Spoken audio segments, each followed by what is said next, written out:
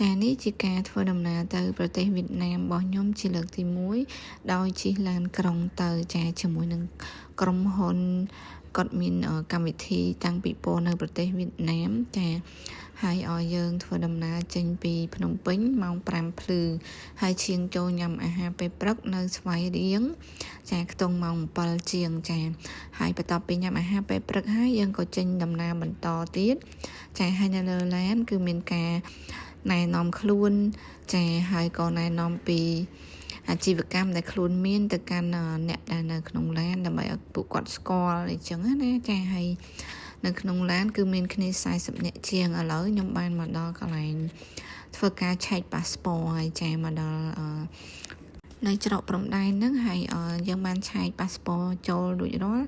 នៅឆែកប៉ាសពតចេញម្ដងឥឡូវយើងទៅកន្លែងឆែកប៉ាសពតចេញគេអត់ឲ្យថតអីចឹងខ្ញុំអត់ហ៊ានថតកន្លែងហ្នឹងឯងព្រោះខាងវៀតណាមចឹងណាហើយឥឡូវយើងបានចូលដល់ទឹកដីវៀតណាមហើយក៏ធ្វើដំណើរបន្តទៅទីក្រុងហូជីមិញចាហើយនៅតាមផ្លូវប្រទេសវៀតណាមហ្នឹងតាមពិតទៅដូចនៅប្រទេសយើងដែរហ្នឹងចាហើយឥឡូវមកដល់កន្លែងញ៉ាំបាយមកតង់ទៀតអាហារថ្ងៃត្រង់អញ្ចឹងណាហើយនៅហាងមួយនេះគឺថាធំខ្លាំងមែនទែនបងប្អូននៅតាមផ្លូវមកទីក្រុងទៅទីក្រុងហូជីមិញហ្នឹងចាហើយនៅនឹងខ្ញុំឈប់ញ៉ាំអីហ្នឹងខ្ញុំថាហៅបាយញ៉ាំប៉ុន្តែមនុស្សច្រើនខ្លាំងពេកគេថាបើហៅបាយគឺចាំយូរខ្ញុំក៏ហៅជាលក្ខណៈបាញ់កាញ់ចាគេហៅបាញ់កាញ់អាហ្នឹងញ៉ាំបាញ់កាញ់លឿនមកចាំបាយគឺយូរអញ្ចឹងខ្ញុំក៏សម្រេចចិត្តថាញ៉ាំបាញ់កាញ់តែម្ដងទៅបន្ទាប់ពីញ៉ាំហើយក៏រៀបចំធ្វើដំណើរបន្តទៀតចាហើយតម្រាំតែបានចេញដំណើរហ្នឹងគឺនៅចាំគ្នាប្រហែលជា1ម៉ោងជាងចាបន្ទាប់ពីចេញដំណើរបន្តទៀតហើយឥឡូវមកដល់ទីក្រុងហូជីមិញហើយចាអានេះមកដល់ទីក្រុងគេហ្នឹងគឺមើលទៅមិនខុសពីខ្មែរអីប្រហែលទេគឺលក្ខណៈថាស្តៀងតែខ្មែរដូចតែខ្មែរចឹងគ្រាន់ថានៅវៀតណាមផ្លូវគេរៀងទូចហើយផ្ទះក៏រៀងទូចមិនធំដូចនៅខ្មែរប្រហែលទេហើយចូលតកង់ឡានគាត់បានឈប់ឲ្យយើងចូលបន្ទប់ទឹកបន្ទប់អីចឹងទៅហើយខ្ញុំក៏ឆ្លៀតញ៉ាំទ្រីងជាក់ដោយសារនៅក្នុងឡានមានអារម្មណ៍ថាក្តៅហប់ពេកដូចមិនសិនតិចដូចអត់តិចចឹងណាហើយទ្រីងរបស់គេហ្នឹងគឺទិញកន្លែងកាហ្វេ Highland ដែលល្បីខ្លាំងហ្នឹងហើយកាហ្វេ Highland ហ្នឹងគេអាចឲ្យយើងឈប់ចូលបន្ទប់ទឹកសេរីបានចាហើយបន្តដំណើរទៅមុខទៀតហើយឥឡូវហ្នឹងយើងមកដល់ស្ថានភាពហើយបាននិយាយទៅការធ្វើដំណើរមួយនេះរៀងយូរម៉ោងបន្តិចដោយសារតែយើងមានគ្នាច្រើនចំណាយពេលរហូតដល់10ម៉ោងឯណោះហើយតែចាំគ្នាអញ្ចឹ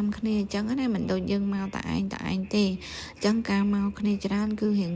យឺតយ៉ាវយូរពេលវេលាបន្តិចហើយក្រុមហ៊ុនក៏បាន booking hotel ឆ្ងាយពីទីក្រុងហូជីមិញចូល20គីឡូដីទៀតចា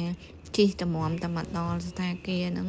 ម៉ោង4ល្ងាចចាគឺថាចំណាយពេលយូរខ្លាំងមែនតើគ្រាន់តែជិះឡានឡើងមួយថ្ងៃពេញចាឥឡូវហ្នឹងយើងចូលបន្ទប់ check in អីចឹងណាចា check in បន្ទប់ហើយនេះគឺបន្ទប់របស់គេឥឡូវហ្នឹងខ្ញុំមកធ្វើការ review ជាមួយនឹងបន្ទប់នៅក្នុងស្ថានភាពរបស់គេនឹងបន្តិចចាស្ថានភាពហ្នឹងមានឈ្មោះថា Bin Hotel គឺនៅចម្ងាយឆ្ងាយពីទីក្រុងហូជីមិញខ្លាំងមែនតើចូល20គីឡូដីជាងចាតម្រាំតែជិះពីហូជីមិញមកដល់ហ្នឹងគឺចំណាយពេលវេលាចូលជិត2ម៉ោងជាង2ម៉ោងទៀតដោយសារតែឡានក្រុងអត់អាចលឿនបានហើយផ្លូវនៅទីនេះតូចអញ្ចឹងទៅឡានក្រុងគាត់ជិះវៀងរកផ្លូវណាដែលគាត់បត់បែនអីបានស្រួលចាហើយឥឡូវនេះ review ជាមួយបន្ទប់ហ្នឹងគឺថាមានអីអេមស្រេមដែរចាគឺមានសម្ភារៈគ្រប់គ្រាន់ទាំងអស់ក្នុងការប្រើប្រាស់នៅក្នុងបន្ទប់ស្ថានភាពហ្នឹងចាហើយខ្ញុំក៏សាកពុកអីចឹងណាប៉ុន្តែពុករឹងតិចតម្លៃត្រឹមតែ$30ទេក្នុងមួយយប់ចាហើយគេមានទូរស័ព្ទលើតុលើអីចឹងណាចាសម្រាប់វីដេអូនេះបញ្ចប់ត្រឹមប៉ុណ្្នឹងសិនចាំតទៅ vlog ថ្មីមួយទៀតចាអូខេបាយបន្ទាប់ពី check in អីរួចរាល់ហើយខ្ញុំបានងូតទឹកផ្លាស់ប្ដូរសម្លៀកបំពាក់ហើយក៏ត្រៀមនឹងចេញទៅរកអាហារញ៉ាំដោយសារតែឡើងល្ងាចដែរហើយក៏ហេវខ្លាំងដែរឥឡូវខ្ញុំបានមកដល់ផ្សារថ្មីរបស់វៀតណាមនឹងហើយគឺកន្លែងគេលក់អីញ៉ាំលក់អីគ្រប់មុខចឹងណាដូចតែនៅផ្សារធំថ្មីរបស់យើងភ្នំពេញដែរចាហើយនេះខ្ញុំបានហៅជាមួយនឹងបាយឆាក៏ដូចជាបាញ់ហយហើយនឹងទឹកទៀបបារាំង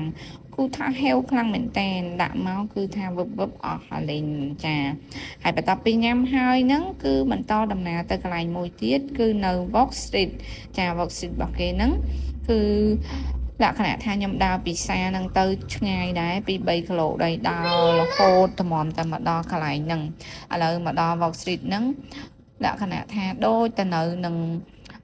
សៀមរាបដែរចាដូច Pop Street សៀមរាបដូចគ្នាតែម្ដងចាមានកន្លែងគេញ៉ាំអីផឹកស៊ីអីចឹងទៅស្ដាប់ភ្លេងអីចឹងណាចាហើយមកដល់ហ្នឹងនិយាយពីថាអត់ម្លងក្នុងការថតទេគឺថតយកតែម្ដងចាដោយសារតែឃើញកន្លែងគេក៏វារៀងតាក់ទាញអ្នកសាច់ខ្លាំងណាស់ដែរអញ្ចឹងណាហើយនេះសិតតា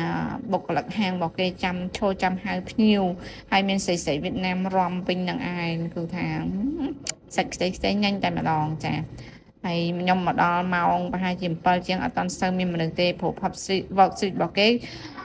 ម៉ោង9ម៉ោង10អីបានមានមនុស្សច្រើនគេមកញ៉ាំអីហើយស្ដាប់ភ្លេងអញ្ចឹងណាសម្រាប់វីដេអូថ្ងៃទី1ដែលខ្ញុំទៅដល់វៀតណាមហ្នឹងគឺមានតែប៉ុណ្្នឹងទេបងអូនបាយបាយ